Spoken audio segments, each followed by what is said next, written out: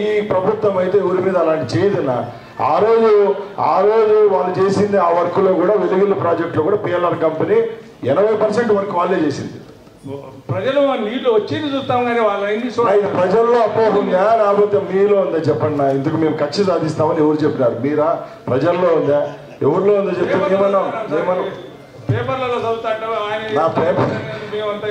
వచ్చింది TDP government అట్లాంటివి ఏమి ఉండవులే. ఏం చేయలేదు, ఖచ్చితంగా ఏముండదు.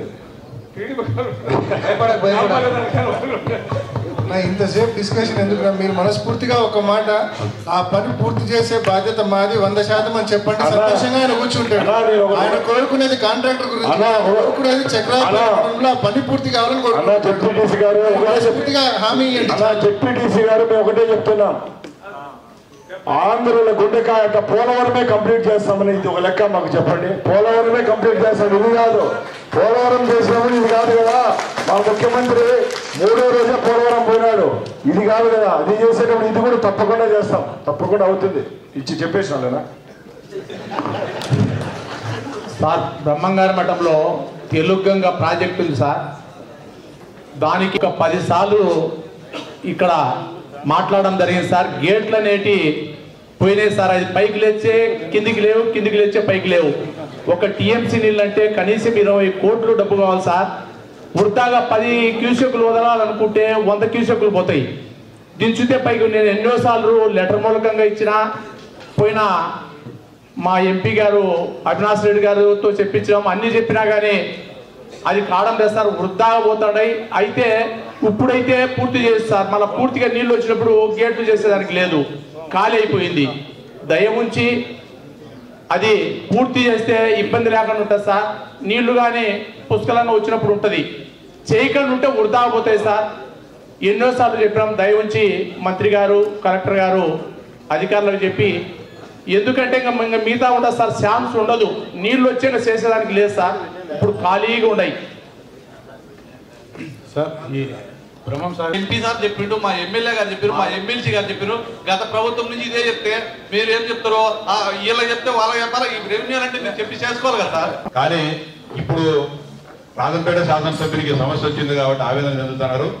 గత 15 నెలలుగా పులివెందుల నియోజకవర్గంలో దీనికంటే ఘోరంగా నేను అనుభవించిన. ప్రభుత్వం ఉండే ఆహ్వాన పత్రికలో నా పేరు వేయని సందర్భాలు ఉన్నాయి.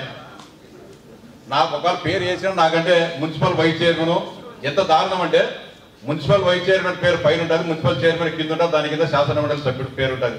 కొన్ని పత్రికలు అయితే బేసేదిగా లే. నేను ఆల్రెడీగా శాసనసభ ఎథిక్స్ కమిటీకి ఫిర్యాదు చేసిన. అంటే అంత దారుణంగా కనీసం ఇన్ఫర్మేషన్ గా ఒక శాసనమండలి సభ్యుడికి, శాసనసభ్యులకు ఏమదిగా ప్రతిపక్ష శాసనసభ్యుడైనా, శాసనమండలి సభ్యుడైనా, పార్లమెంట్ సభ్యుడైనా అందరికీ అయ్యే హక్కులే ఉంటాయి. అధికారమైనా ప్రతిపక్షం అది వేరే విషయం. కానీ అధికారంలో ఉండేటప్పుడు ఒక రకంగా, ప్రతిపక్షంలోకి వచ్చినప్పుడు ఇంకొక రకంగా భావించడం కరెక్ట్ గా. అమర్నాథ్ రెడ్డి గారు చెప్పింది కరెక్ట్. గతంలో చేసిన తప్పులు కానీ మీరు తెలుసుకోండి. మీరు గతంలో చేసినారు కాబట్టి పునరావృతం అవుతాను. గతంలో మీరు చేయకుండా జరగవేసి అంటే మీరు మంచిగా చేసినారు.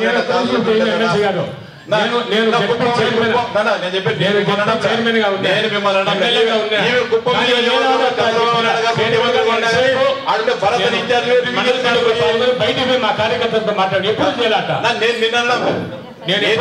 లేదు, నువ్వు చేసినావు చెప్పడం.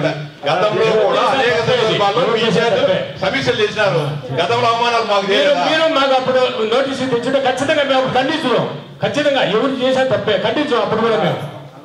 కానీ ఇప్పుడు కూడా నేను నా లా అండ్ ఆర్డర్ ప్రాబ్లం గురించి నా దగ్గరికి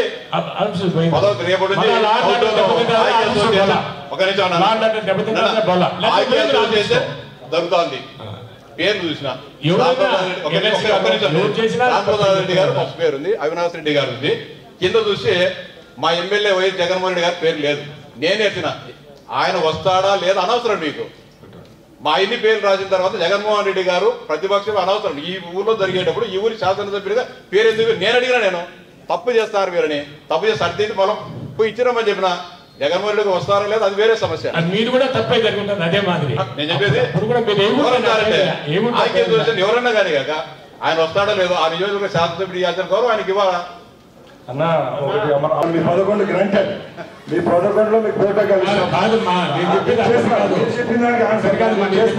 ఎందుకంటే ఇది లార్జ్ ఆర్డర్ ప్రోటోకాల్ మీకు ప్రభుత్వానికి కూడా చెడ్డ పేరు వస్తుంది ఏ ప్రాబ్లం అయినా అన్న నిజంగా ఒకవేళ కలిసింటే మాకు ఈ సమస్య వచ్చేదేమో 11 కాబట్టి మా ముఖ్యమంత్రితో మాట్లాడి 11 మందికి మేము ప్రోటోకాల్ తెచ్చుకుంటాము. తీసుకుంటారు మీకుంటారు మాకు ఎక్కువ సమస్య ఉండదు. గవర్నమెంట్ మేము ఇబ్బంది పెట్టకూడదు కొన్ని జిల్లాల్లో ఈ సమస్య లేదు. తక్కువ నియోజకవర్గాలు ఉన్నాయి కాబట్టి మాకు కూడా ఏం ప్రాబ్లం లేదు. తప్పకుండా మీ ప్రోటోకాల్ మీకు ఫాలో అయ్యేటట్టు చేస్తాం. గ్రామాల్లో చిన్న చిన్న చోటా వచ్చాను కూడా ఎంపీఓ అక్కబోను రావద్దంటాడు అన్న. ఇది విడ్డూరంగా ఉంది. నా ముందంతా జరగలేదన్న. ఇప్పుడు ఏదో 30 రోజుల్లో ఎన్ని జరిగినాయి చీనా లిస్టు తిన్నా రేషియో తిన్నా ముందు జరిగినట్టు ఎన్ని అన్న. నిజంగా ఏమైతానంటే ఊర్లలో వాళ్ళ మధ్య తగాదాలు కొట్టుకున్నా కానీ రాజకీయం పురుగుతారు. ముందు నాయకుల మధ్య పార్టీలు ఉన్నాయి, ఇప్పుడు ప్రజల మధ్య కూడా పార్టీలు వచ్చేసాయి. ప్రజలు నిజంగానే ఇప్పుడు ముందు నాయకులు కొట్టుకుంటే కేసులు అవుతాడు వైద్యునట్టు చెప్తారు. ఎడదరిగిన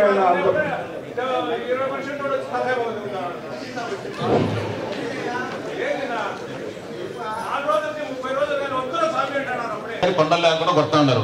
ప్లస్ మీరు కానీ ప్రభుత్వం ఇచ్చిన అసలు ఎస్సీ ఎస్టీలకు ఇచ్చిన అసైన్మెంట్ ల్యాండ్స్ లో కానీ ఇష్టానుసారంగా మట్టి తవ్వుతున్నారు. అవి అమ్మేదానికి కొనేదానికి లేదు కదా, దాంట్లో ఇష్టానుసారంగా మట్టి తవ్వుతున్నారు. మీరేమో ఎవడన్నా బీదా బిక్కోటి ఇసుక తీసుకోవాలి 15,000 20,000 వేసి పోలీసు వాళ్ళతో కొట్టిస్తారు. మీకు ఎందుకు అంత ప్రేమ? మీరు విజిట్ చేసినారు ఒకసారి? సార్ నేను ఇన్ఛార్జిగా వచ్చాను సార్ ఇన్ఛార్జ్ కానీ ఇంకోటి కానీ ఏదన్నా సరే సబ్జెక్ట్ ఉండాలి కదా. ఇష్టానుసారం కొండలు కొడుతున్నారు మొత్తం అంతా ఏం లేకోకుండా. ప్రభుత్వానికి రావాల్సిన మైనింగ్ సెస్ రాకుండా పోతుంది. ఆ మైనింగ్ సెస్ మన జిల్లాలకే మనమే అభివృద్ధి పనులు చేసేది. ఇట్లా దీనిలో మైనింగ్ రెవెన్యూ వాళ్ళు ఖచ్చితంగా సీరియస్ గా తీసుకోవాలి సార్. వాళ్ళు డబ్బులు కట్టేయండి వాళ్ళతో.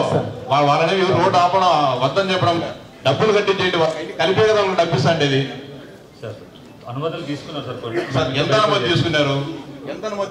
ఎంత తోలినారు? ఇప్పుడు హైవే అంటే ఫస్ట్ పర్మిషన్ తీసుకున్న తర్వాత పర్మిషన్తో ప్రతి వెహికల్ పైన టిప్ షీట్ ఉంటుంది.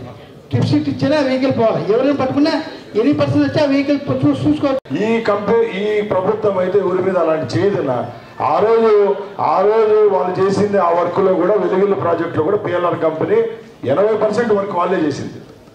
ప్రజలు నీళ్లు వచ్చేది చూస్తాం కానీ వాళ్ళ ప్రజల్లో అపోహ ఉందా లేకపోతే మీలో ఉందా చెప్పండి. ఇందుకు మేము కక్ష సాధిస్తామని ఎవరు చెప్పినారు? మీరా? ప్రజల్లో ఉందా? ఎవరిలో ఉందో చెప్పండి. ఏమన్నా పేపర్లలో చదువుతాడు వచ్చింది టీడీపీ గవర్నమెంట్ అట్లాంటివి ఏమి ఉండవులే. ఏం లేదు ఖచ్చితంగా ఏముండదు. ఇంతసేపు డిస్కషన్ ఎందుకు? మీరు మనస్ఫూర్తిగా ఒక మాట ఆ పని పూర్తి చేసే బాధ్యత మాది 100% అని చెప్పండి. సంతోషంగా ఆయన కూర్చుంటాడు. ఆయన కోరుకునేది కాంట్రాక్టర్ గురించి, కోరుకునేది చక్రాల పని పూర్తి కావాలని కోరుకుంటున్నాం. హామీ జెడ్పీటీసీ గారు మేము ఒకటే చెప్తున్నాం. ఆంధ్రుల గుండెకాయ పోలవరమే కంప్లీట్ చేస్తామని ఇది ఒక లెక్క మాకు చెప్పండి. పోలవరమే కంప్లీట్ చేస్తాం. ఇది కాదు పోలవరం చేసినప్పుడు ఇది కాదు కదా. మా ముఖ్యమంత్రి 3వ రోజే పోలవరం పోయినాడు. ఇది కాదు కదా. అది చేసేటప్పుడు ఇది కూడా తప్పకుండా చేస్తాం. తప్పకుండా అవుతుంది. ఇచ్చి చెప్పేసినా